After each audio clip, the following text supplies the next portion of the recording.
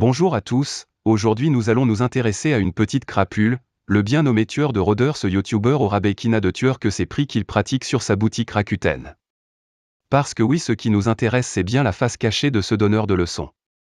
Car oui, si vous êtes assidus sur ces vidéos, et nous avons dû l'être pour les bienfaits de notre reportage et je vous garantis que c'était dur. Aujourd'hui, on se retrouve pour la présentation d'une série.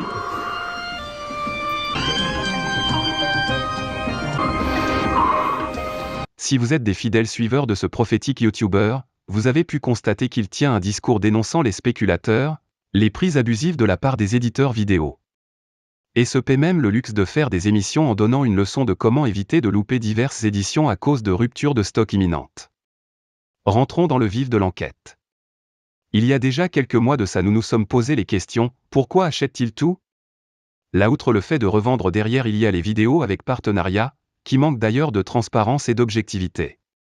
Mais ça, nous y reviendrons. Nous avons tenté une première approche lors d'un live et regardé sa réaction. Ah, oula ouais. Ah.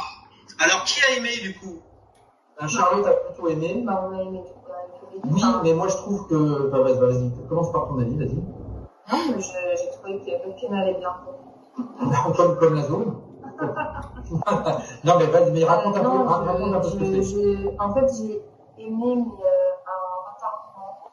Un retardement, oui, ouais. C'est-à-dire sur le moment, pas spécialement. Sur le moment, comme je m'attendais à autre chose, pour éviter de s'attendre à quelque chose, en fait, je savais pas trop quoi en penser. Et puis une semaine ou deux après, en fait, ça m'est venu comme ça en boomerang un peu. Et je me suis dit que voilà, Belkin avait. C'est vraiment intéressant par rapport de la façon dont il montre les choses, dans la façon dont il raconte l'histoire, qui est glaçante. Et voilà, je trouve que c'était. Raconte juste un petit peu le pitch. Non, mais juste comme ça, tu survoles. C'est la vie d'une famille allemande qui vit à côté des camps de concentration. De cette zone. Voilà, en fait, voilà. De cette zone, justement. Comment après tant d'achats cela ne déborde pas à l'arrière-plan de ces vidéos en direct? Faisons un calcul simple, en raison de quasiment une vidéo par jour, vous rajoutez ces fabuleuses vidéos achats qui compensent le jour sans vidéo, on peut donc estimer qu'il achète un produit par jour. Soit 365 produits et ce depuis pas mal d'années vu le rythme effréné de ces vidéos. Où range-t-il donc tous ces produits? Cela doit quasiment faire une étagère par an. Mais revenons au début de l'enquête. Il y a quelques années de ça, ce cher youtubeur s'était déjà fait griller sur les réseaux pour des faits similaires, mais comme le monde a la mémoire courte et surtout la disparition de cette première boutique Rakuten, nous avons cherché sur ce site de revente. Nous avons essayé de faire concorder des achats en lien avec les vidéos de ce gourou avec des produits sur le site de vente en ligne. Et là bingo, plusieurs articles concordés avec un vendeur du nom de Boubajim. Comment en être sûr maintenant? Nous avons tout simplement commandé un petit objet sur sa boutique en Colissimo ou Mondial Relais afin d'avoir des infos sur ce vendeur. Nous recevons le colis et un nom de femme est inscrit sur l'expéditeur, vous vous doutez que ce n'est pas ce qui va nous arrêter. En cherchant 20 secondes sur Facebook avec le nom et prénom de cette personne, il y avait un seul match, et en regardant les photos de profil qui nous voyons, ce cher tueur de rôdeurs. Ce fut une grande victoire, et à partir de ce moment il suffit seulement de regarder les produits arriver sur sa boutique au fur et à mesure. Et c'est là qu'arrive le scandale. Non seulement cette personne vous ment puisque tout ce qu'il achète ou presque se retrouve sur sa boutique, mais spécule comme un porcinet sur des produits épuisés alors que rappelez-vous c'est exactement ce qu'il dénonce. La plupart de ces produits sont sous blister donc certains sont présentés juste pour faire de la quantité sur une vidéo dite achat et d'autres produits tels que des collectors limités sont aussi sous blister ce qui signifie qu'il en achète plusieurs et prive des personnes réellement cinéphiles. Ici tout est sous blister, quand on vous dit que c'est juste pour la quantité. Si on prend en compte qu'avec son autre ami Cinestory il obtient des tarifs avantageux en échange de pubs, sa marge est d'autant plus importante. À se demander si finalement ces vidéos monétisées ne sont pas le téléachat pour sa boutique. Sa dernière vidéo sur les soldes de 2025 est un parfait exemple de la personne qui achète afin de faire du contenu sur sa chaîne mais en plus tient des propos mensongers tout du long. Un exemple avec cet extrait où il parle de ses achats pour son fils qui apprécie tel manga. Et je me suis focalisé sur la Fnac à la première heure des soldes, c'est-à-dire à 8 heures. Et j'ai bien fait parce que j'ai trouvé vraiment beaucoup de choses. Ce vinyle de Dragon Ball, parce que j'ai mon fils qui est fan de ces séries, Dragon Ball, One Piece et compagnie. Ensuite, je vous parlais de One Piece. Donc là, vinyle de One Piece. Alors, il y a tellement de vinyles sur Dragon Ball, One Piece et autres que voilà, il y en a vraiment une flopée. Ici, c'est le vinyle Wall Cake Island, donc un vinyle pareil, collector, limité. Alors j'avais acheté le coffret collector il y a pas longtemps de ce film, Le Visiteur du Futur, et là, la BO à 4 euros. 4 euros, vraiment pas cher. Un vinyle uniquement. Très belle présentation. Sachez qu'ici je ne vous mets les extraits que de 2 ou 3 vidéos récentes alors que ce manège dure depuis des années. Sinon ici où il dit qu'on lui a conseillé ce film et qu'il est curieux de le découvrir et pourtant il n'est même pas ouvert et est déjà en vente. Des mensonges comme ça il y en a l'appel. Ici, les voitures qui ont mangé Paris. Alors je crois que c'était un déstockage ou des promos chez ESC pendant Black Friday, celui-ci, que j'avais dû prendre. Un film dont on a beaucoup parlé. On m'a dit, il faut absolument que tu vois ce film, film de Peter Weir. Et en plus, il y a un film bonus dans ce Blu-ray. Il y a Le Plombier de 79 et les voitures qui ont mangé Paris, c'est de 74. Voilà, ce sera a priori des ovnis à découvrir. Si vous avez vu ces films, dites-le moi dans les commentaires. Mais en tout cas, on m'a dit que Les voitures qu'ont mangé Paris, c'était vraiment un film à voir. BO de Monster, donc là avec un vinyle rouge, je crois, qui était vendu 10 euros pendant les soldes. Donc là, on est sur 2 vinyles. Voilà, donc vraiment, il y a de quoi faire, il y a pas mal de pistes. BO, c'est Donna Summer, The Wanderer. Donc un vinyle à 4 euros également. Voilà, alors au niveau des pistes, on en a une dizaine. Bon, Donna Summer, ça peut être sympa également, hein. Donc un beau vinyle en plus, 4 euros. Un autre exemple des mensonges qu'il peut sortir où il dit qu'on lui a prêté cet objet, alors que vous pouvez constater qu'il est en vente sur sa boutique. À cette personne on lui offre ou prête tout afin de justifier des achats pas très honorables, mais personne n'a demandé à ce que tu te justifies et tu t'enfonces d'autant plus car nous connaissons la vérité. Encore une fois ici il s'agit de proposer du contenu en masse et derrière vite revendre afin d'essayer de ne pas trop perdre d'argent quand il s'agit d'une édition toujours disponible. Vous pouvez aussi constater que les fameux Blu-ray à la demande vendus par la Fnac où vous obtenez 5 euros sur votre carte fidélité, ce monsieur se fait plaisir car non seulement il touche les 5 euros mais en plus fait une plus-value sur des produits limités. Il n'y a pas de petites économies. Concernant les produits qu'il reçoit d'éditeurs, bien évidemment il n'est précisé nulle part qu'il est interdit de vendre ce qu'on lui envoie. Mais la méthode est quand même bancale dans le sens où s'il lui met un produit sur le marché de l'occasion ça fait évidemment une vente en moins pour l'éditeur à qui il est censé faire de la pub. Regardez ici comment il détourne très vite la conversation quand son ami parle des spéculateurs. D'ailleurs son compagnon de route est-il au courant de qui il est vraiment ?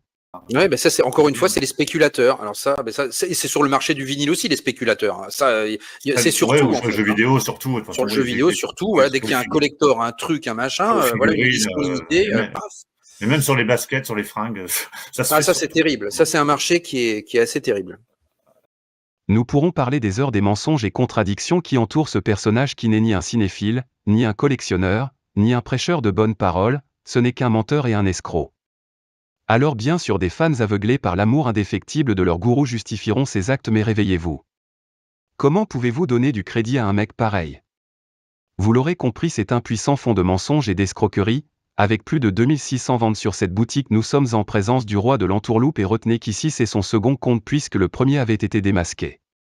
Et plutôt qu'un grand discours je vous laisse avec ce florilège, n'oubliez pas d'aller faire un tour sur sa boutique car après cette vidéo je pense qu'elle va tirer le rideau. Partagez cette vidéo et commentez en masse afin que ceci ne se reproduise plus.